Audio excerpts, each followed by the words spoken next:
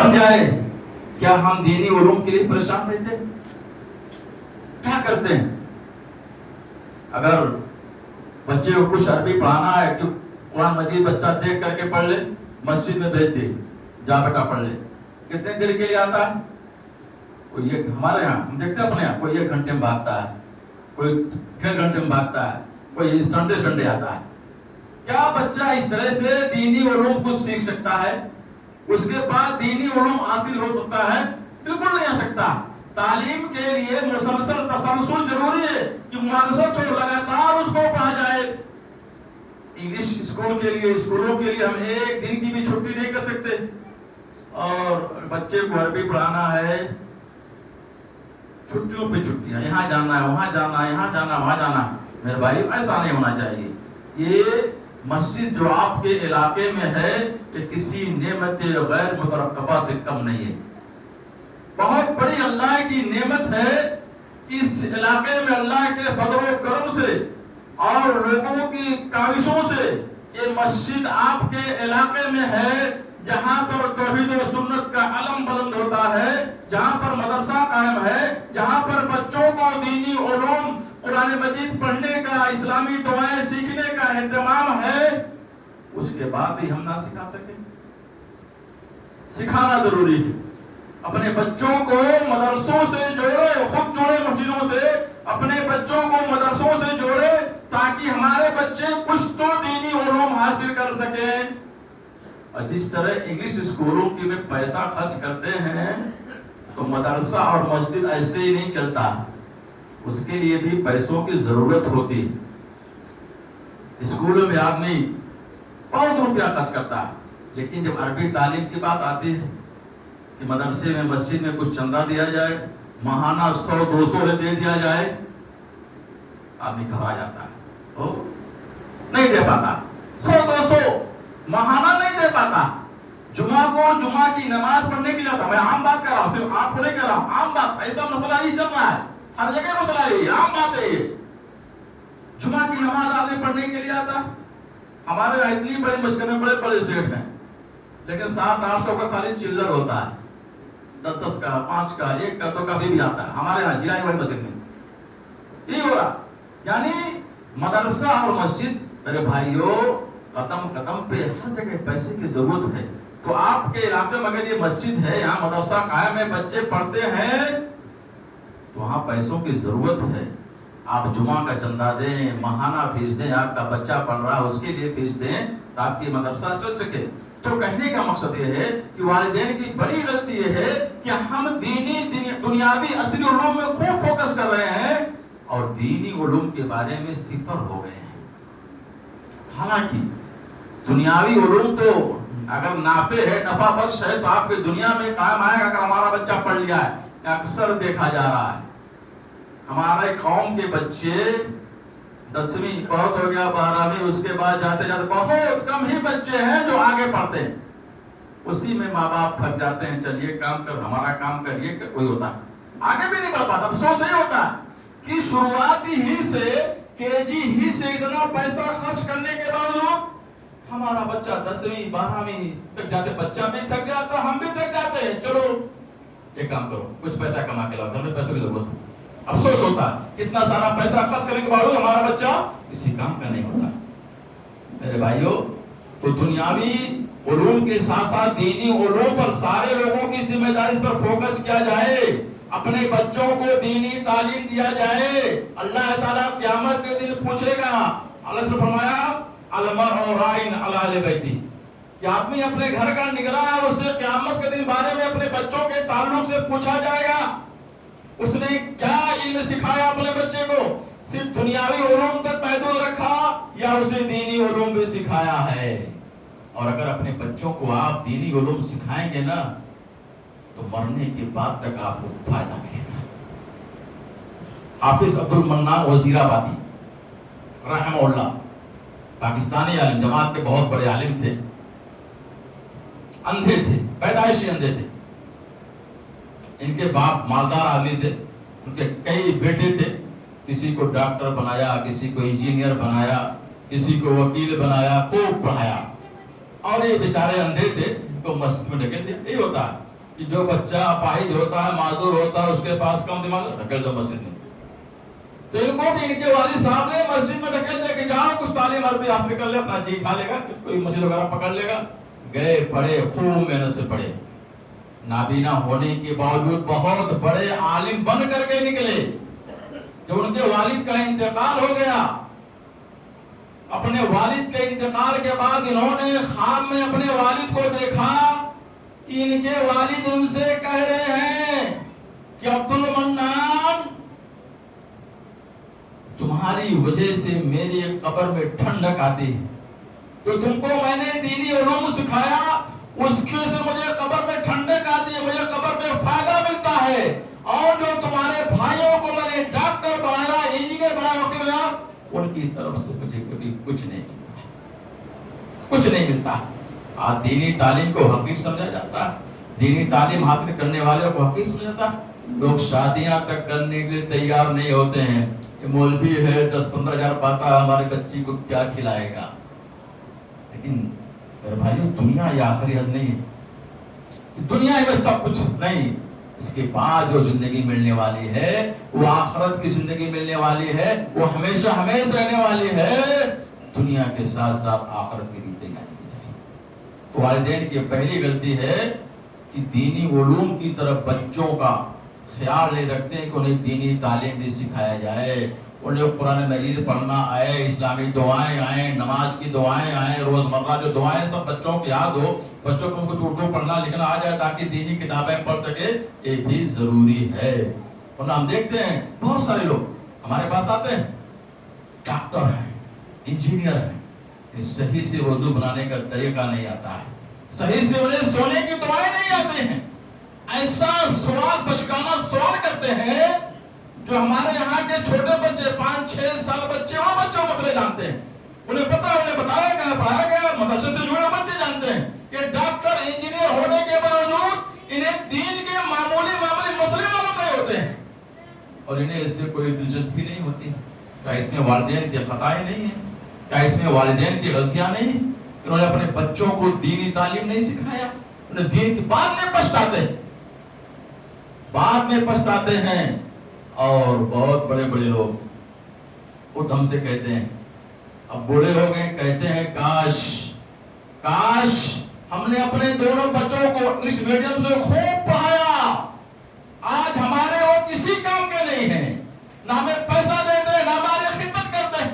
کاش ہم اپنے بچوں کو دینی علوم سکھائے ہوتے تو کم سے کم بچہ آج ہماری خدمت تو کرتا. اور یہ تجربہ ہے, یہ مشاہدہ ہے.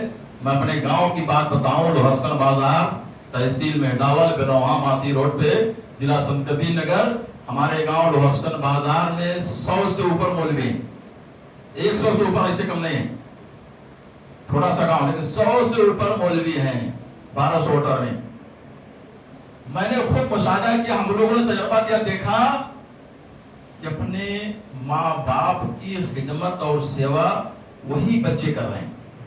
اگر کوئی اکیلا تو مجبور ہے بھائی, لیکن اگر کسی کے 2-3 بھائی ایک مولوی ہے تو اس کے ماں باپ اسی کے پاس ہیں, وہی بیچارہ کھلا رہا ہے, پلا رہا ہے, کپڑے دے رہا ہے, علاج کرا رہا ہے, وہی بیچارہ. یہ ہم نے اپنے گاؤں کا مشاہدہ کیا. حقیقت ہے یہ, کیونکہ ان کے دلوں کچھ اللہ کا خوف ہوتا ہے, ڈر ہوتا ہے, انہیں پتا ہوتا ہے کہ کیا وعیدیں ہیں والدین کے تعلق سے. اللہ نے کہا وَلَا تَقُلْ لَهُمْ, انہیں اف تک نہ کہو, ہوں تک نہ کہو, ڈانٹنے ڈپڑنے کے بعد ہوں تک نہ کہو. انہیں پتا ہوتا ہے, انہیں پڑھا ہوتا. تو کسی طرح سے بھی وہ خدمت کرتے رہتے ہیں.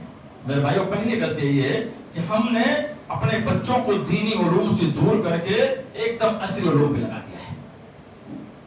اور دوسری غلطی یہ ہے کہ ہم اپنے بچوں کو بددعا دے دیتے ہیں. کیا کرتے ہیں, جانے میں بھی انجانے میں بھی کیا کرتے ہیں, والدین کی دعا اللہ تعالیٰ رد نہیں فرماتا ہے. اگر والدین حق پہ ہیں تو والدین کی دعا یا بد دعا اللہ تعالیٰ رد نہیں فرماتا ہے, قبول فرماتا ہے. اور ہم غصے میں, ہماری ماں اور بہن اپنے بچوں کیا کہتے ہیں, غصے میں یہ حرامی ہے، یہ دوغلا. کیا کہتے ہیں؟ حرامی، دوغلا. اس کا مطلب کیا ہوتا ہے سمجھتے ہیں؟ حرامی کا مطلب کیا ہوتا ہے؟ دوغلے کا مطلب کیا ہوتا ہے؟ یعنی جو عورت اپنے بچے کو حرامی دوغلا کہہ رہی ہے وہ اپنے اوپر زنا کا الزام لگا رہی ہے. کیا کر رہی ہے؟ اپنے اوپر خود زنا کا الزام لگا رہی ہے. یہی مطلب ہے حرامی اور دوغلے کا. یا غصے میں کیا کہتے ہیں؟ تیرا ایکسیڈنٹ ہو جائے، غصہ تیرا ہاتھ ٹوٹ جائے، تجھے روگ لگ جائے، تیرا ایسا ہو جائے ویسا ہو جائے، غصے میں کہتے. اور اگر کہیں اگر یہ دعا قبولیت کا وقت ہے کہ اللہ نے دعا قبول کر لی تو کیا ہوگا؟ کیا ہوگا؟ آپ کا بچہ لاچار ہو جائے گا، اپاہج ہو جائے گا، ایکسیڈنٹ کہیں ہو گیا، آپ کی دعا قبول ہوگی تو کیا ہو گیا؟ اس سے رسول نے فرمایا، جابر رضی اللہ عنہ سے روایت ہے، صحیح مسلم کی روایت ہے، لا تدعوا على انفسكم ولا تدعوا على اولادكم ولا تدعوا على خدمكم ولا تدعوا على اموالكم. لوگوں تم اپنے والدین کو بد دعا نہ دو، اپنے والدین اپنے اولاد کو بد دعا نہ دو، اپنے مال کو بد دعا نہ دو، اپنے جانوروں اپنے خادموں کو بد دعا نہ دو. کیوں؟ آپ نے آگے فرمایا کہ ہو سکتا ہے تم بد دعا دے رہے ہو اور وقت قبولیت کا ہو، تمہاری دعا قبول ہو جائے تو تم پریشان ہوگے، تمہارا بچہ تو پریشان ہوگا. یہ بچہ کتنا ہی ناکارہ کیوں نہ ہو، اگر بچہ کتنا ہی ناکارہ کیوں نہ ہو، اگر بچے کو تکلیف ہوگی تو والدین کا بھی کلیجہ پھٹے گا، والدین کو بھی تکلیف. بچہ کتنا بھی ناکارہ کیوں نہ ہو، والدین. تو اسی لیے اپنے والدین کو، اپنی اولاد کو بد دعا نہیں دینا چاہیے، اور اولاد کو بھی چاہیے کہ اپنی والدین کو خوش رکھے. کوئی ایسا کام نہ کرے کہ والدین کا دل ٹوٹ جائے اور غصے ہو کر کے وہ بد دعا دے دیں، اس کے بعد زندگی بھر پچھتانا. اور بہت سارے واقعات پہلے بھی آج کے بھی موجود ہیں. میں آپ کو سناؤں سعودی عرب کی راجدھانی ریاض کا ایک واقعہ. الشفا کا علاقہ ہے. ایک آدمی تھا، سچا واقعہ ہے. ایک آدمی تھا، اس کا ایک بیٹا تھا. اس نے اپنے بیٹے کو خوب پڑھایا لکھایا، بچہ بن گیا انجینئر، اچھی خاصی نوکری لگ گئی. اس کا باپ اسی پھٹے پرانے کپڑے میں، ٹوٹی پھوٹی چپل میں رہتا تھا. اچھی خاصی تنخواہ ہونے کے باوجود بیٹا باپ کا خیال نہیں کرتا تھا، مگن تھا اپنی دنیا میں. پھر بھی باپ خوش تھا اس پہ بھی، چلو میرا بیٹا ہے کوئی بات نہیں. ایسے ہوتا نا، باپ بھی چاہتا میرا بیٹا اچھے سے پہنے، کوئی دقت نہیں، ہم گزار لیں گے. ویسے وہ باپ بھی بیچارہ گزار رہا تھا. ایک دن جمعہ کا دن تھا، جمعہ کا دن تھا.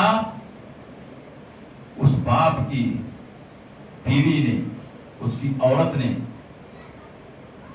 کہا، اور اس کی بہو نے اس کے بیٹوں سے مل کر کے کہا کہ آپ جو ہے مسجد چلے جائیں، آج کچھ خاص مہمان آنے والے ہیں، کچھ عورتیں آنے والی ہیں، کچھ عورتیں مہمان آنے والے ہیں، آپ مسجد میں چلے جائیں. باپ تھا بیچارہ، بیٹی کی کوشش کیا نہ کرتا.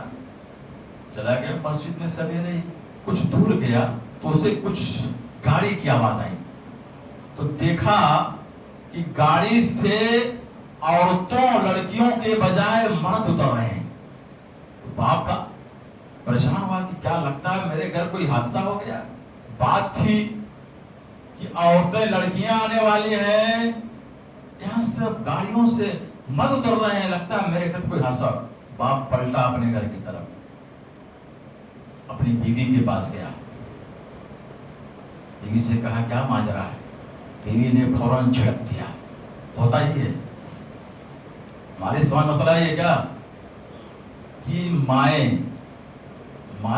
کیا کہلی بیویاں جب ان کے بیٹے کمانے لگتے ہیں نا تو اپنے شوہروں کو بھی بھول جاتی ہیں. اپنے شوہر کی وہ مائیں عزت نہیں کرتی ہیں. اس ماں کا بھی مسئلہ یہ تھا. باپ گیا اپنی بیوی سے پوچھتا ہے کیا ماجرا ہے، یہ گاڑیاں کیوں آ رہی ہیں. بات تھی کہ عورتیں آنے والی ہیں، مرد کیوں آ رہے ہیں. بیوی نے جھڑک دیا. बेचारा बाप अपनी बहू के पास गया कि बहू माजरा क्या है, ये लड़के क्यों आए, बाप की औरतें आने वाली है। उसने कहा आप नहीं समझेंगे, आपका बेटा जदीद ख्याल का है। क्या है? मॉडर्न ख्याल का आपका बेटा है। आज उसके कुछ दोस्त घर में आने वाले हैं, यहाँ आज सैर व तफरीह होगी, कुछ अच्छा सा बनाया खाया पिया गपशप होगा, उसके अच्छे खासे दोस्त आने वाले हैं। आपका बेटा ये नहीं चाहता है कि जब मेरे दोस्त आए तो मेरा ये बूढ़ा बाप ये पुराने कपड़े में टूटी फूटी चप्पल में घर में मौजूद है। आपका बेटा ये नहीं चाहता, इसलिए आपसे कहा गया है कि आप मस्जिद चले जाएं। अकबर इलाहाबादी ने कहा था, हम ऐसी किताबों को काबिले समझते हैं, ज़ब्ती समझते हैं, जिन्हें पढ़ के लोग बाप को खबती समझते हैं, पागल समझते हैं। बाप की इस बहू की जब बाप ने सुना, उसके दिल को धचका लगा, जबरदस्त चोट लगी। जुमा का दिन था, वापस मस्जिद में आया, 2 रकात नमाज पढ़ी, औलाद के लिए बद्दुआ के लिए अल्लाह की बारगाह में हाथ उठा दिया। दिल चला हुआ था, बर्दाश्त ना कर सका, दुआ के लिए बद्दुआ के लिए हाथ उठाया, खूब बद्दुआ किया रो रो करके। फिर घर आया, शनिचर के दिन उसका बेटा गाड़ी लेके जा रहा था, किसी गाड़ी से गाड़ी ला करके ठोक दिया और वो साहिब फिराश अपाहिज हो गया। फिर उसके बाद उठने के काबिल नहीं रहा, कुछ दिनों के उसका इंतकाल हो गया। और उसकी बीवी के साथ मामला है कि उसकी बीवी को भी कोई मुहलिक बीमारी लग गई, वो भी साहिब फिराश बिस्तर पर हो गई। मेरे भाइयों, कहने का बहुत सारे वाक़या सच से हदीस में मौजूद हैं। तो वालिदैन को बद्दुआ अपनी औलाद को नहीं करना चाहिए, औलाद को भी चाहिए कि कोई ऐसा काम ना करे, अपने बाप का अपनी माँ का दिल ना दुखाए कि माँ और बाप बद्दुआ करने पर मजबूर हो जाए। ये दूसरी गलती। और तीसरी गलती यह है कि औलाद के सामने मुनकरात का इर्तिकाब करना। क्या मतलब? मुनकरात का इर्तिकाब करना यानी गलत काम करना, गुनाह का काम करना औलाद के सामने। औलाद आपकी है, उसके सामने क्या करना? गुनाह का काम करना। क्या मतलब? आप बीड़ी पीते हैं, सिगरेट पीते हैं, गुटखा खाते हैं, तंबाकू खाते हैं, आप औलाद के सामने खाएंगे तो बताइए औलाद पे क्या असर होगा? अच्छा, हर बाप ये चाहता है कि मेरा बेटा ये सब चीजें ना खाए, जो नशावर चीजें, ये सब इस्तेमाल हर बाप चाहता है और खुद इस्तेमाल करता है, और जान लो ये नशावर चीजें हैं और हर नशावर चीज ये हराम है। हदीस में है कुल्लु मुस्किरिन हराम, हर नशावर चीज हराम है।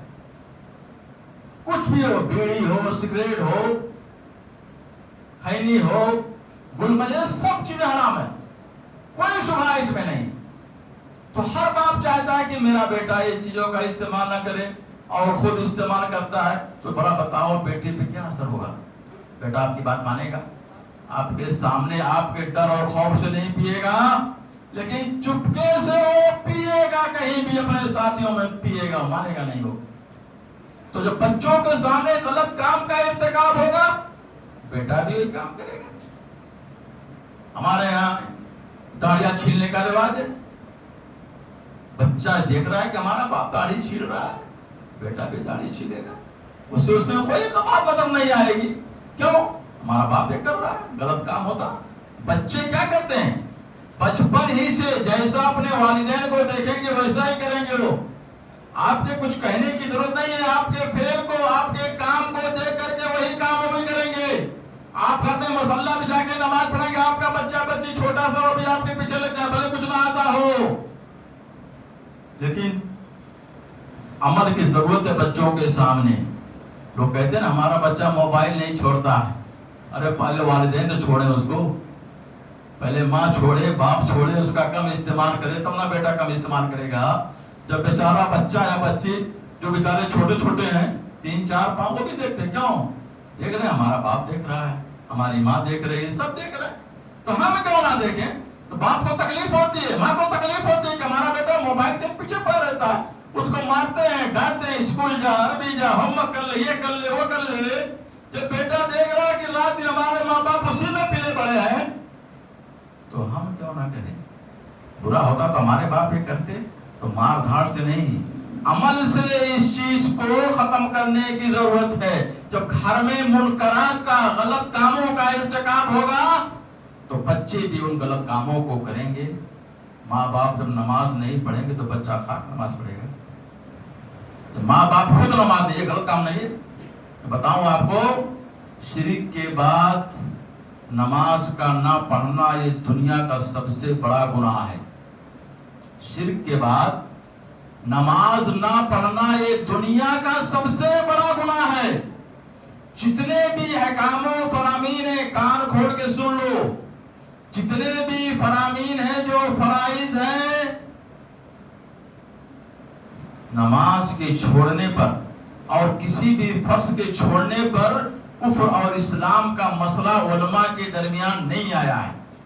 لیکن جہاں نماز چھوڑنے کی بات آئی، آپ اٹھائیے عرب علماء کے فتوے، میں نہیں کہہ رہا ہوں، عرب علماء کے فتوے اٹھائیے، عرب علماء کے فتوے دیکھیے، عرب علماء کے یہاں عرب علماء اس چیز کو کیا کہتے ہیں؟ بے نمازی کو ڈھائٹ کافر کہتے ہیں۔ میں نہیں کہہ رہا ہوں، عرب علماء اور بڑے بڑے علماء بے نمازی کو کافر کہتے ہیں۔ اور چار ائمہ جن کی تقلید کی جاتی ہے نا، امام احمد بن حنبل، امام حنیفہ رحمہ اللہ، امام مالک، امام شافعی، ان کی تقلید کی جاتی ہے نا، ان چاروں ائمہ میں سب سے بے نمازی کے بارے میں سب سے آسان مسئلہ امام ابو حنیفہ رحمہ اللہ کا ہے۔ ان چاروں ائمہ میں بے نمازی کے بارے میں سب سے آسان مسئلہ کس کا ہے؟ امام ابو حنیفہ رحمہ اللہ کا مسئلہ ہے۔ وہ کیا مسئلہ ہے؟ مسئلہ ان کا یہ فتویٰ ہے کہ بے نمازی کو قید خانے میں ڈال دیا جائے۔ کہاں؟ قید خانے میں ڈال دیا جائے، اور جب تک وہ توبہ نہ کرے، نماز پڑھنے کا وعدہ نہ کرے، تب تک اس کو قید خانے سے نہ نکالا جائے۔ چاروں ائمہ میں سب سے آسان فتویٰ امام حنیفہ کا یہ، ان کا تو فتویٰ بڑا فتویٰ، کفر سے نیچے کی کوئی امام بات نہیں کرتا ہے۔ ہم کیا کرتے ہیں؟ نماز نہیں پڑھتے ہیں، جمعہ پڑھتے ہیں، جمعہ بھی پڑھیے، نماز بھی پڑھیے، فجر کی نماز بھی پڑھیے، جمعہ کی بھی نماز پڑھیے۔ اگر فجر کی نماز آپ کی چھوٹ گئی ہے تو جمعہ تو کم سے کم آئے تو پڑھ لیں، فجر کی نماز قضا کر لیں۔ کچھ لوگ بیچارے کہتے ہیں فجر کی نماز اگر نہیں پڑھے ہیں تو جمعہ بھی نہیں پڑھے گی، کیا فائدہ ہے؟ فائدہ نہیں، گویا پہ گناہ آپ کا بڑھ رہا ہے۔ ایک تو فجر کی نماز چھوڑنے کا گناہ، اور دوسرا جمعہ کی نماز چھوڑنے کا گناہ ڈبل ہوا نا۔ فجر آپ نے چھوڑی، پھر جمعہ بھی چھوڑا، اور جمعہ کی بارے حدیث میں ہے من ترک ثلاث الجمع تہاونا بہ، جس شخص نے جمعہ کی نماز کو ہلکا سمجھ کر کے چھوڑ دیا، الختم اللہ علی قلبی، جس نے تین جمعہ کی نماز ہلکا سمجھ کے چھوڑا، اللہ تعالیٰ ایسے شخص کے دل پر مہر لگا دیتا۔ کیا لگاتا؟ مہر، تالا لگ جاتا، پھر اس کا دل کھلتا نہیں، کوئی نیکی کی بات اس کا دل قبول ہی نہیں کرتا۔ اس لیے آپ دیکھیں گے تو جمعہ چھوڑتا بھی چھوڑتا چلا جاتا ہے، اس کے دل پہ اللہ تعالیٰ مہر لگا دیتا ہے، پھر وہ لوٹتا نہیں ہے۔ تو میرے بھائیوں، ہم نماز کی پابندی کریں، اور ہم گھر میں نماز پڑھنے کا ماحول بنائیں گے تو ہمارے چھوٹے چھوٹے بچے خود نماز پڑھیں گے۔ آپ دیکھیں کہ ہمارا باپ جا رہا ہے، ہماری ماں گھر میں نماز پڑھ رہی ہے، آپ کو دیکھ کے آپ کا بیٹا مسجد میں آئے گا، ماں کو دیکھ کے بیٹی گھر میں نماز پڑھے گی۔ یہ سب ماحول بنانا پڑے گا گھر میں، اور دین کا ماحول بناؤ، دینداری کا ماحول بناؤ، اور مائیں اور بہنیں سن لیں، گھروں میں نماز پڑھیں، اپنے بچیوں کو نماز پڑھائیں، اور ایسا لباس استعمال نہ کریں کہ آپ کی بچیاں بھی وہی بے حجابی والا لباس اپنے بالغ ہونے کا بعد وہ بھی استعمال کریں۔ ایک بچی ہے، دیکھے گی کہ میری ماں اس طرح کا لباس استعمال کر رہی ہے جو غلط ہے، جو شرع حجاب کے خلاف ہے، وہ بیچاری بڑی ہوگی کیا کرے گی؟ سوچیں گے نا کہ میری ماں ایسا لباس استعمال کرتی تھی، میں بھی استعمال کرتا ہوں، کیا حرج ہے؟ کیا حرج ہے؟ تو جس طرح کا ماحول یہ اولاد ہمارے اپنے گھر میں پائیں گے، وہی ماحول، وہی چیزیں وہ خود اپنائیں گے. تو ہمیں عمل سے بتانے کی ضرورت ہے کہ عمل سے اپنے بچوں کو بتائیں، ہمارے بچے ہماری بات کریں. اور یہ اولاد جو ہے نا، اللہ کی بہت بڑی نعمت ہے. اللہ نے کہا انما اموالکم واولادکم فتنہ، کہ تمہارے مال اور تمہاری اولادیں تمہارے لیے فتنہ ہے. کیا ہے؟ فتنہ مطلب آزمائش ہے. اللہ نے تمہیں مال دیا ہے تو مال دے کے تمہیں آزما رہا ہے. اللہ نے تمہیں اولاد دیا ہے تو اولاد دے کے آزما جا رہا ہے. تو بھائی ادھر ہو جاؤ، بیٹھنے تھوڑا ادھر ہو جاؤ، بیٹھنے تو تم سب ادھر کھڑے. اللہ تمہیں مال اولاد دے کے آزما رہا ہے، یہ فتنہ تمہارے لیے ہے، آزمائش کا گھر ہے. اولاد اللہ نے دیا ہے تو والدین کی ذمہ داری کہ اس کی صحیح تربیت کرے، دینی دنیاوی علوم سے آشنا کرے، ان کی لکھائی پڑھائی کا دھیان کرے، اور جو اسلامی چیزیں ہیں بچوں کو سکھایا جائے. یہ والدین پہ فرض ہے. والدین خود سیکھیں اور اپنے بچوں کو سکھانے کی کوشش کریں، ایسا ماحول بنائیں. ورنہ یہ دنیا میرے بھائیوں، میری ماں اور بہنوں، یہ چند روزہ ختم ہو جائے گی، ختم ہو جائے گی. یہ دنیا بہت ٹیپ ٹاپ والی ہے. یہ دنیا زینت سے بھری ہوئی ہے، اس میں کوئی شبہ نہیں. زینت سے بھری. آپ باہر نکلیں گے طرح طرح کے فتنے. ایک مومن کا کردار کیا ہونا چاہیے؟ اس کے سامنے ہمیشہ آخرت ہونا چاہیے.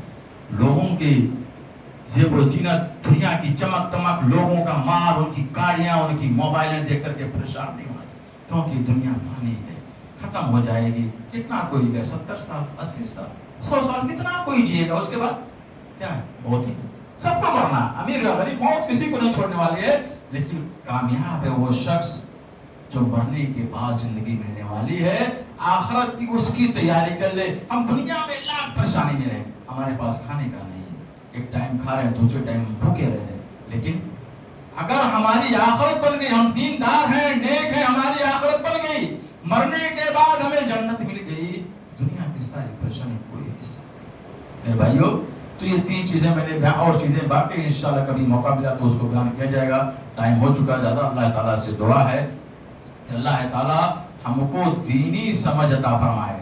اللہ تعالیٰ ہمیں اپنے اولاد کو دینی نہج پر تربیت کرنے کی توفیق عطا فرمائے. اور سب سے پہلے ہمیں خود دین پر، شاعر اسلام پر، فرائض اسلام پر عمل کرنے کی توفیق عطا فرمائے، اور اپنی اولاد کو بھی عمل کروانے کی توفیق عطا فرمائے.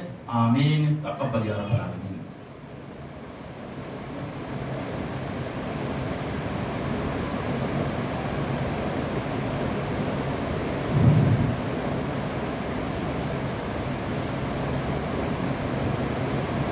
إن الحمد لله نحمده ونستعينه ونستغفره ونعوذ بالله من شرور أنفسنا ومن سيئات أعمالنا. من يهده الله فلا مضل له ومن يضلل فلا هادي له. وأشهد أن لا إله إلا الله وحده لا شريك له وأشهد أن محمدا عبده ورسوله. أما بعد فإن خير الحديث كتاب الله وخير الهدي هدي محمد صلى الله عليه وسلم وشر الأمور محدثاتها وكل محدثة بدعة وكل بدعة ضلالة وكل ضلالة في النار. إن الله وملائكته يصلون على النبي يا أيها الذين آمنوا صلوا عليه وسلموا تسليما. اللهم صل على محمد وعلى آل محمد كما صليت على إبراهيم وعلى آل إبراهيم إنك حميد مجيد. اللهم بارك على محمد وعلى آل محمد كما باركت على إبراهيم وعلى آل إبراهيم إنك حميد مجيد. عباد الله رحمكم الله، إن الله يأمر بالعدل والإحسان وإيتاء ذي القربى وينهى عن الفحشاء والمنكر والبغي يعظكم لعلكم تذكرون. لذكر الله أكبر. عباد الله قوموا إلى الصلاة. آپ لوگ نماز کے لیے کھڑے ہو جائیں.